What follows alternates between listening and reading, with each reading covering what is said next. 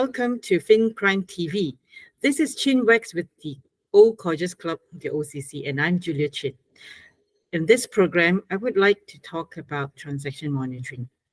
I've had this experience where we use a rule-based approach in terms of transaction monitoring, having the detection scenarios.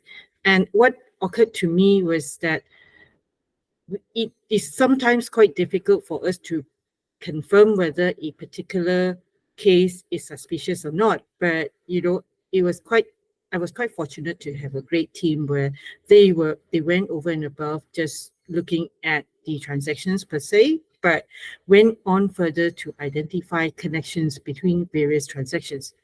And so what I thought occurred to me was that this question, is this something that artificial intelligence is able to do? The curiosity that a human being would be able to do. Is that something artificial intelligence can be taught? Again, I would like to go to Nigel first, since he is our AI expert. No one is an expert in AI because there is no such thing. Let's be very clear about this. We can teach machines to look for specific data points or specific types of data or specific data values, and to perform a specific action if it finds them, and to perform a different action if it doesn't. That's not intelligent. The intelligence comes from whoever is setting those rules to say, if this, then that, else something different. So anyone who says, if you want to make your risk system better, use artificial intelligence, they're trying to sell you something which is a buzzword, but not a reality. Then people talk about machine learning.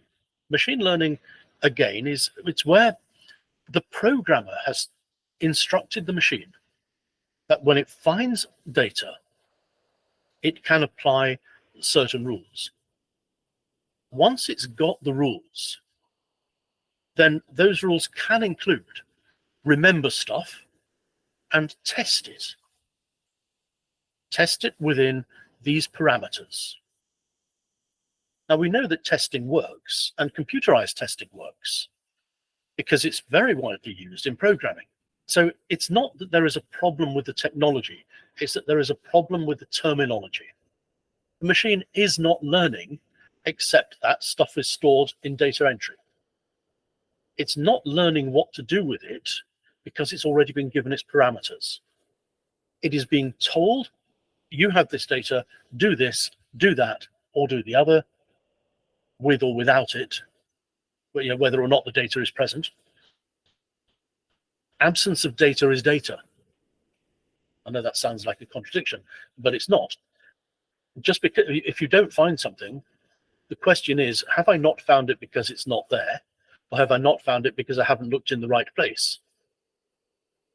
There's that old thing, I was looking for my keys. Why are they always in the last place you look? Well, the answer is because when you found them, you stop looking.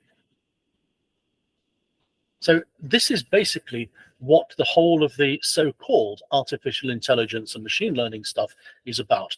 And then we now, just in passing, we get another load of complete nonsense where people are saying you can use generative AI to produce your to reduce the amount of work you've got to do. Well, we know that so-called generative AI suffers from what the techie people have decided to call hallucinations, what the rest of us would call lying. So now we have a different problem, which is that we have machines which are not programmed with sufficient accuracy to make sure that the results we're getting can be relied upon. And because it can't be relied upon, it is of no use whatsoever in our world. So if anyone is trying to sell to any organization something saying, this is generative AI, sling them out of the office, because they really shouldn't be there. So getting to your specific point, Julia, will AI, as it is called, make a difference in trying to identify suspicious transactions? Of itself, no. But what it can do is very, very fast locate and process information, which humans can then decide as to whether or not there is suspicion. So it's not the technology has no value. It does. It has immense value. It can do things on a broader basis with much greater speed than humans can, and at much lower cost in terms of what the computer costs relative to what a human costs to do the same volume of work. But is it doing something that humans can't do? No, it's not. Maybe I would like to frame a question to Mark. How do we teach humans so that they are able to train the machines to do what we need them to do? Oh, I like the question.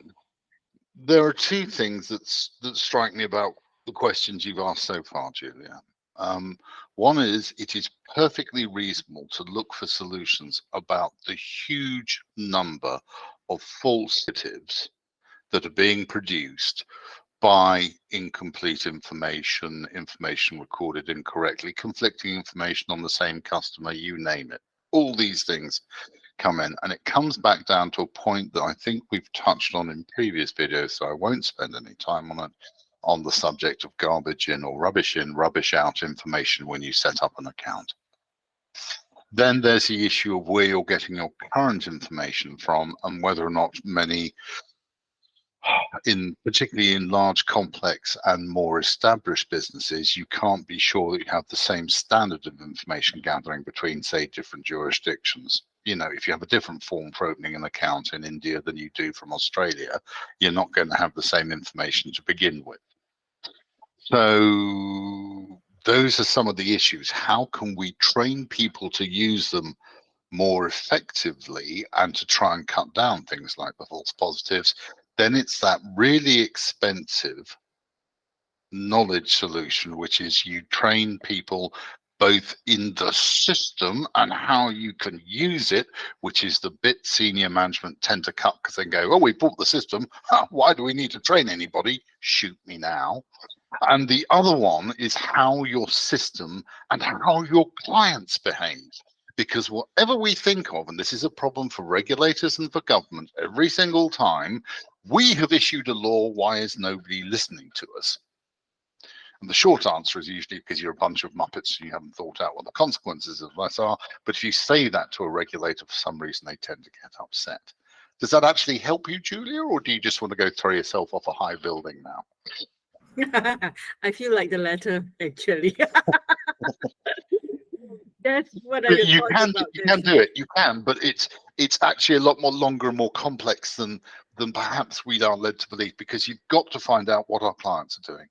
Precisely. That's how I feel as well. First is we need to understand our portfolio. We need to understand our data. We need to understand our teams, our staff, before we even talk about implementation. That's what are your thoughts about it? Okay, so there's probably two ways that I want to put forward here. First of all, it's you good compliance analysts need to learn and understand what is involved regarding transaction monitoring, and it's not in the way that is done nowadays, where so many people who think they are experts because they've been looking at a few YouTube videos or TikTok videos and now think they're qualified experts and give generic guidance. It doesn't work. 5 things I think to be looking at when transaction monitoring needs to be done. First thing to look at is the off-the-shelf transaction monitoring system that has been purchased. And it's been said before, the business should base the transaction monitoring on their customer behaviors and profiles. Do not just use the thresholds or the scenarios that are present in, for instance, the fraud monitoring system as opposed to the anti-money laundering system. 2 different sets of monitoring systems. It's common amongst many businesses. And there's 2 different ways of looking at it. the other thing to do is that the continual monitoring needs to be done. Number two, time-consuming false positive alerts. Manual monitoring of those false positive alerts is liable to turn an error is liable to human error, and it's cumbersome and it's slow. Number three, insufficient data is used in the first place. We all know that the banks, the large financial institutions, have different siloed databases and whatever, and they're not all talking to each other. So you're not getting the full picture. Number four, one of my favorites, lack of KPIs, key performance indicators. You need to be looking at what you're putting in and what you're getting out of these transaction monitoring systems. Different sets of indicators for fraud monitoring systems than anti-money laundering systems. And the most important one, the number 5 thing, I just throw it out there before you go back to Mark, and then I'll talk about my second set of where I've seen differences. Number 5, the bad guys learn and they know how to avoid rule thresholds. That's why so many fraud monitoring systems fail. Mark, would you agree with that? Absolutely. There are two things I want to come back to briefly on that. Fantastic point about, the bad guys and girls will deliberately spend time cultivating their knowledge of what your control points in systems and in people are, both sets. But the other thing, which while you were talking, I suddenly struck me, it reminded me of a time when I saw a transaction monitoring system introduced. It produced a large number of results for people to look at.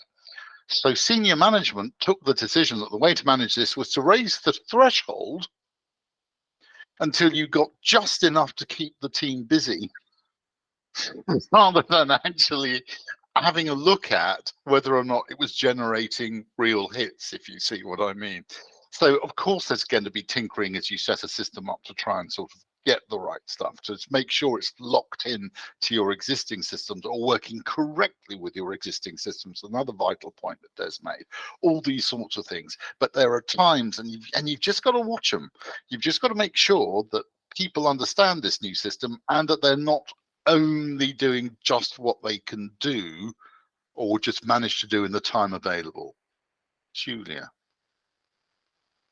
Yeah, you mentioned about the bad guys being involved. I mean, looking at our thresholds as well, which brought up what I remember is that, how it used to be where you have this cash transaction reporting at $10,000 and above, or there's a limit to it. And usually what people would do is they would go just right below the threshold, and maybe 9,999, so that it goes below the threshold.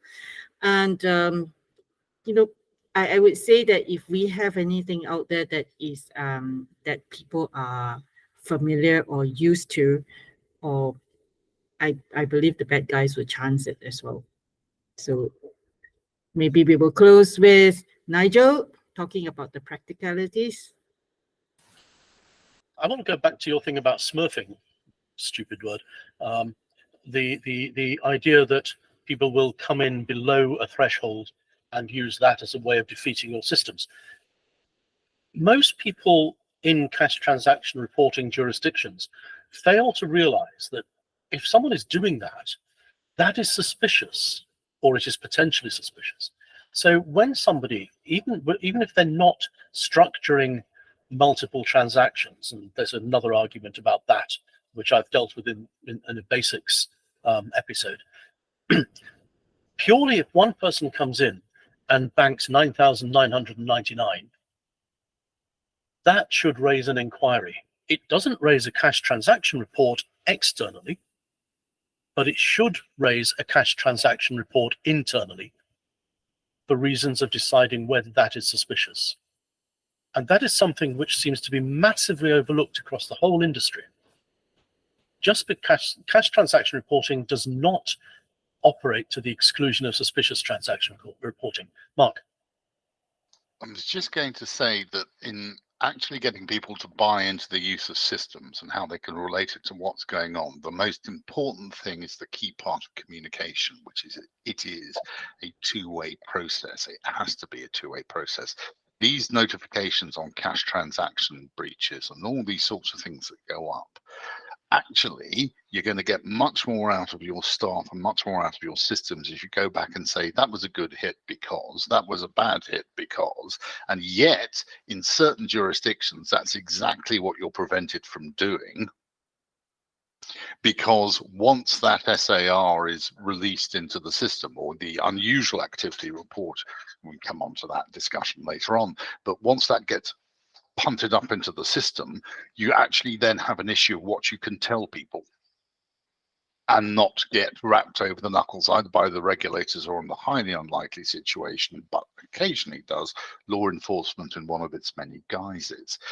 So using transaction monitoring is dependent on good communication, but that means you actually have to inform people who are either manually generating or who are actually using the system correctly. Yes, that's good. No, that doesn't quite work because. And for that, again, it comes back to you need to know your clients, you need to know your systems, you need to know what it is you're looking for. I think what I feel is lacking here is that we have a lot of transactions and the systems are continuously throwing out a lot of alerts, false or not, we don't know. So what I feel we need to do is to see how we can train our people, how to make it scalable. And I believe this would be a discussion for our next episode on how to train and how we scale the transaction monitoring function. And with that, see you in the next episode. Thank you.